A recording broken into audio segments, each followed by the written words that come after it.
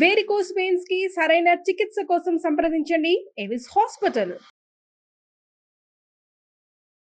మీ మీద ఏదైనా అటాక్ లాంటిది ఎప్పుడైనా జరిగింది? ఆశిష్ బార్ వెళితే ఆ బార్ నడుస్తాం చూడండి, లోపలికి వెళ్ళి ఏంటి ఇంకా ఎందుకు క్లోజ్ చేయలేదంటే వీళ్ళిద్దరు వెళ్ళారు, కానిస్టేబుల్స్ వెళ్ళారు. ఇక్కడ లోపల ఉన్నవాళ్ళు వీళ్ళ మీద గ్లాసులు విసిరేయడం ఇవన్నీ చేసి దిగి లోపలికి వెళ్ళారు.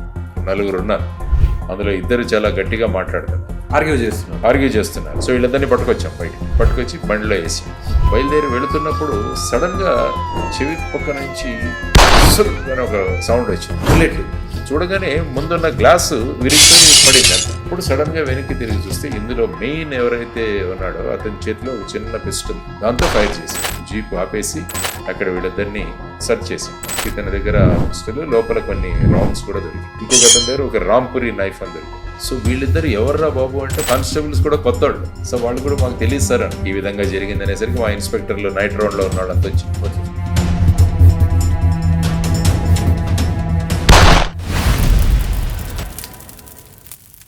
మన దేశంలో ఇటీవల జరిపిన అధ్యయనాల ప్రకారం 60 ఏళ్ల వయసు దాటిన వారిలో చాలామంది మోకాళ్ళ సమస్యలతో బాధపడుతున్నారు. అందులో మోకాళ్ళ చిప్పులు అరిగిపోయి చాలామంది సర్జరీకి వెళ్తున్నారు. అయితే సర్జరీయే దిక్కు అనుకునే వారికి ఎపియాన్ పెయిన్ క్లినిక్ ఒక శుభవార్త చెప్పింది. ప్లాస్మా థెరపీ ద్వారా ఈ సమస్యకు చెక్ పెడుతుంది. సో ఇమీడియట్గా ఈ సమస్యతో బాధపడేవారు ఈ కింద నెంబర్కు కాల్ చేయండి. నమస్తే. తెలుగు రాష్ట్రాల్లోనే ఆయన పేరు గురించి ప్రత్యేకంగా చెప్పాల్సిన అవసరం లేదు. డైనమిక్ పోలీస్ ఆఫీసర్గా అందరికి కూడా సుపరిచితులు. ముఖ్యంగా సిబిఐ జాయింట్ డైరెక్టర్గా ఆయన చేసినటువంటి ఛాలెంజింగ్ కేసులు ఎన్నో ఈ రాష్ట్రంలో ఉన్నాయి. సో మనతో పాటు ఉన్నారు సిబిఐ మాజీ జేడీ లక్ష్మీనారాయణ గారు. సార్ నమస్తే. సార్ నమస్తే విజయ్ గారు. సార్ మీ కెరీర్లో మీ మీద ఏదైనా ఎప్పుడైనా అటాక్ లాంటిది ఎప్పుడైనా జరిగింది అంటే త్రుటిలో తప్పించుకున్నా ఉంటారు చూసారా, అలాంటి ఇన్సిడెంట్స్ ఎప్పుడైనా జరిగాయి? యవత్మాల్ తర్వాత నేను అకోలా అనే ప్రదేశానికి వెళ్ళాను సార్, ఏఎస్పీగా సెకండ్ పోస్టింగ్. సో అక్కడికి వెళ్ళిన తర్వాత అకోలా అన్నది ఒక నొటోరియస్ ప్లేస్. అదేంటంటే గూండాయిజము ఇవన్నీ కూడా చాలా ఎక్కువగా ఉన్న సందర్భాలు అక్కడ. సో అక్కడ ఒక ఛాలెంజింగ్ పోస్ట్గా నాకు అక్కడ ఇచ్చాను. సో వెళ్ళి నేను ఎక్కడున్నా కూడా ఏం చేసేవాడిని అంటే 11 గంటలకి ఉన్న హోటల్స్, ఈ బార్స్ ఇవన్నీ కూడా క్లోజ్ చేయించేవాడు. ఇది మహారాష్ట్రలో ఒక రూల్, కానీ ఆ రూల్ని స్ట్రిక్ట్గా నేను ఇంప్లిమెంట్ చేసేవాడిని. క్రైమ్ జరిగేదంతా నైట్ టైం కాబట్టి దాన్ని గనక మనం సరి అయిన టైంలో క్లోజ్ చేయగలిగితే ఈ క్రైమ్ ఆగిపోతుంది అన్నది ఒకటి. నేను ఎక్కడికి వెళ్ళినా కూడా క్రైమ్ ప్రివెన్షన్ కి ఎక్కువగా నేను ఇంపార్టెన్స్ ఇచ్చేవాడిని. సో అప్పుడు ఏమైందంటే ఒక చోటికి వెళుతుంటే ఒక బార్, ఆశిష్ బార్, ఇంకా నాకు గుర్తు పేరు ఇంకా రిజిస్టర్, ఇది 1993 ఎండింగ్ అనుకుంటా. వెళితే ఆ బార్ నడుస్తుంది. సో అక్కడ మా వాళ్ళు, నా వెహికల్ జనరల్ గా ఏఎస్పీగా ఒక జీప్ ఉంటుంది, ఆ జీప్ లో డ్రైవరు, ఇద్దరు గన్మన్లు, అసిస్టెంట్లు ఉంటారు. సో మేము తిరుగుతూ ఉండేవాళ్ళం. సో తిరుగుతుంటే వీళ్ళిద్దరికి చెప్పాను, చూడండి లోపలికి వెళ్ళి ఏంటి ఇంకా ఎందుకు క్లోజ్ చేయలేదంటే వీళ్ళిద్దరు వెళ్ళారు, కానిస్టేబుల్స్ వెళ్ళారు.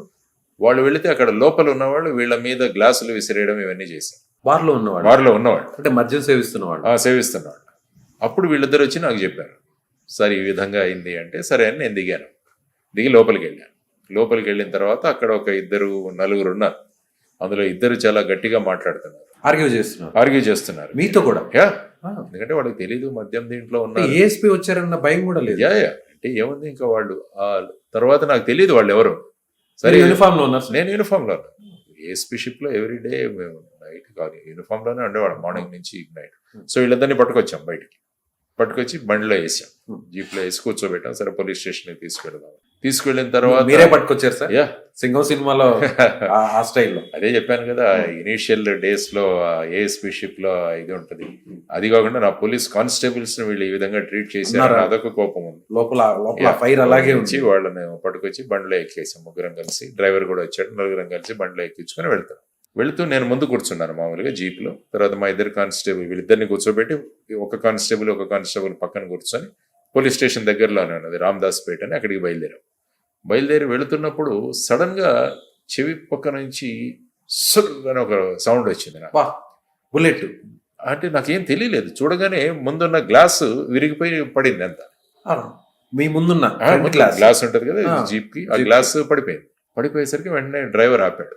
అప్పుడు సడన్ గా వెనక్కి తిరిగి చూస్తే ఇందులో మెయిన్ ఎవరైతే ఉన్నాడో అతని చేతిలో ఒక చిన్న పిస్టల్, దేశీ కట్ట అంటాం మామూలుగా, ఈ రివాల్వర్, దాంతో ఫైర్ చేశాడు. దాంతో వెంటనే జీప్ ఆపేసి అక్కడ వీళ్ళిద్దరిని సర్చ్ చేశాం. చేస్తే ఇతని దగ్గర పిస్టల్, లోపల కొన్ని రౌండ్స్ కూడా దొరికాయి. బుల్లెట్స్ ఆ దీంట్లో బుల్లెట్స్ ఉన్నాయి, ఇంకా స్పేర్ బుల్లెట్స్ కూడా ఉన్నాయి. ఇంకొక అతని దగ్గర ఒక రాంపురి నైఫ్ అని దొరికింది. రాంపురి నైఫ్ అంటే ఇలా బటన్ నొక్కితే బయటకు వస్తుంది. ఇలా అంటే రాంపురి నైఫ్, ఎందుకంటే యూపీలో రాంపురిలో తయారయ్యాయి కాబట్టి దీనికి రాంపురి నైఫ్ అంటారు. సో వీళ్ళిద్దరు ఎవర్రా బాబు అంటే మా వాళ్ళు కూడా కానిస్టేబుల్స్ కూడా కొత్తవాళ్ళు.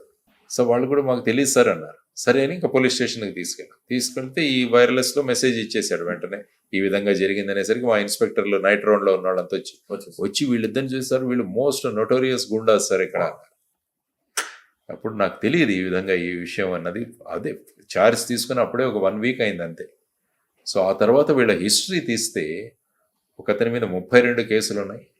ఏం కేసులు ఉన్నాయి సార్? ఇవే అన్ని ఈ అసాల్ట్, ఒక మర్డర్ కేసు, 2 మర్డర్ కేసులు, ఇవన్నీ కూడా ఎప్పటి నుంచో వీళ్ళు చేసుకుంటూ వచ్చారు. తప్పించు తిరుగుతున్నారు వీళ్ళు? లేదు, అరెస్ట్ అయ్యారు, తర్వాత బెయిల్ మీద ఉన్నారు. ఆ విధంగా వచ్చి తర్వాత ఈ కేసు అంతా తీసుకుని ఒక అప్పుడు టాడా చట్టం ఉండేది. సో టాడా చట్టంలో వీరిద్దరిని టాడా సెక్షన్ లో కూడా వేసి వీళ్ళని అరెస్ట్ చేయడం జరిగింది. తర్వాత జైల్లో ఉన్నారు. ఆ తర్వాత ఇన్వెస్టిగేషన్ మళ్ళీ ట్రయల్ నడిచింది. ఎందుకంటే నేనే ఉన్నాను కాబట్టి నేనెవరు ఇన్వెస్టిగేట్ చేసుకుంటే దాన్ని క్రైమ్ బ్రాంచ్కి ఇవ్వడం జరిగింది. ఎందుకంటే క్రైమ్ బ్రాంచ్ ఇవ్వడం. సో క్రైమ్ బ్రాంచ్ వాళ్ళు ఇన్వెస్టిగేట్ చేసి దానికి ఛార్జ్ షీట్ వేశారు. వేసిన తర్వాత అతనికి ఫైనల్ గా శిక్ష పడింది. తర్వాత శిక్ష పడిన తర్వాత జైల్లో ఉండగానే తను చనిపోయాడు. అంటే ఇప్పుడు జరిగింది, మొన్నటికి మొన్న. ఇది జరిగింది 1993. ఆ తర్వాత అతనికి టాడా కేసులు, తర్వాత ఏం చేశాడంటే ఇతను కోర్టులో ఉన్న పేపర్స్ ను కూడా తన ప్రాబల్యం ఉపయోగించి వాటిని కూడా డిస్ట్రాయ్ చేయించే ప్రయత్నం, తారుమారు చేసే ప్రయత్నం అవి కూడా జరిగింది.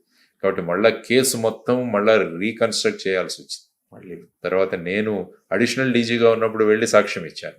మళ్ళీ మీరు అడిషనల్ డీజీగా ఉన్నా మళ్ళీ వెళ్ళారు? 2016, 2017లో వెళ్ళి సాక్ష్యం ఇచ్చాను నేను. సో అదంతా అయిన తర్వాత 2017లో అతనికి శిక్ష పడింది. ఆ తర్వాత లోపల ఉండగానే అతను అక్కడ చనిపోయడం జరిగింది. ఇంకొక వ్యక్తికి కూడా శిక్ష పడింది. అది మీరు అడిగారు కదా, ఏదైనా అటాక్ కానీ జరిగింది, వెంట్రుక వాసిలో మీరు ప్రాణాలతో బయటపడ్డారు. అట్ ది సేమ్ టైం వాళ్ళని పట్టుకొని వాళ్ళకి శిక్ష పడే విధంగా కూడా దాన్ని కేసు క్లోజ్ చేశారు. Thank you sir. Thank you so much.